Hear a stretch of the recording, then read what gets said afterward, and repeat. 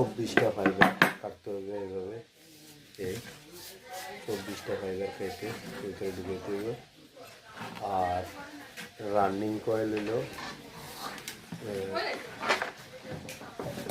Running 22 নম্বর এক তারে, starting 24 নম্বর এক তারে বাংলা।